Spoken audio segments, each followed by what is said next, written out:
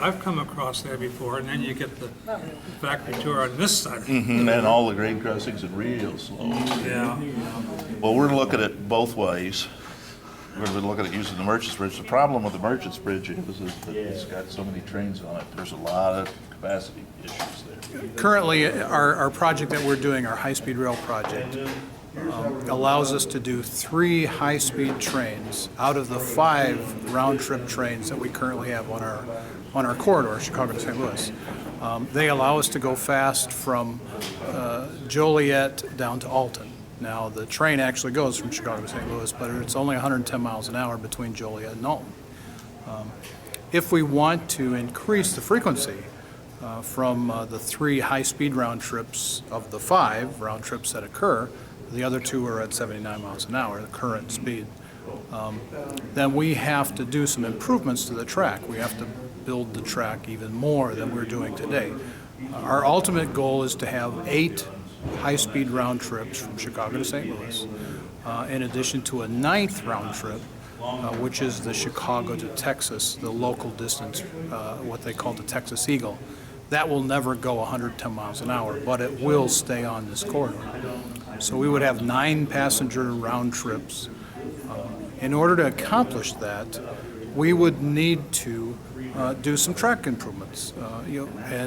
Ideally what we would need to do is add a second track to the existing single track. There's only 1 track there for most of the spots now. Now, in addition to even that, in the Chicago area, the Springfield area, and the St. Louis area, there are different ways to go.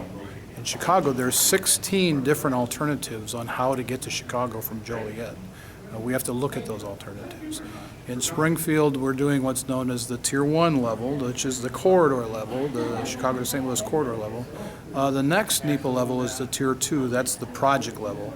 How much property do we need, are there houses that we're affecting, noise and vibration, etc. We're doing both of those levels in Springfield. There's 11 different ways to get through Springfield currently that we're investigating. And then down in the St. Louis area, south of Alton, there are 5 different ways to get to St. Louis, believe it or not, and we're investigating all 5 of those. So we officially started our Tier 1 EIS under what's known as a Notice of Intent in February of this year. We had a public round of meetings in March. Those were called scoping meetings, where we got partners on board, so to speak, the agencies, the municipalities. We let people know what we wanted to do. We have the screening criteria here as well, and we're offering that up for comment to the public. We want everybody to know how we're going to do this study. After we've done that, this is, like I said, this is the 5th of the 5. We did one in Joliet, Bloomington Normal, Springfield, Carlinville last night, and Alton today. We'll take all these comments, and we will now actually start to do our homework, actually start to do the investigation of the alternatives. We will analyze them. Next spring, we hope to have what's known as a draft EIS, or a draft environmental impact statement, that we will then present to the public through what's known as public hearings, much more formal.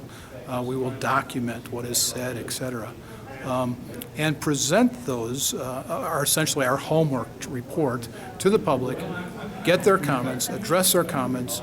We'll package that up, submit it to the Federal Railroad Administration for them to review, and in the form of what we would call a final environmental impact statement, and then request a record of decision.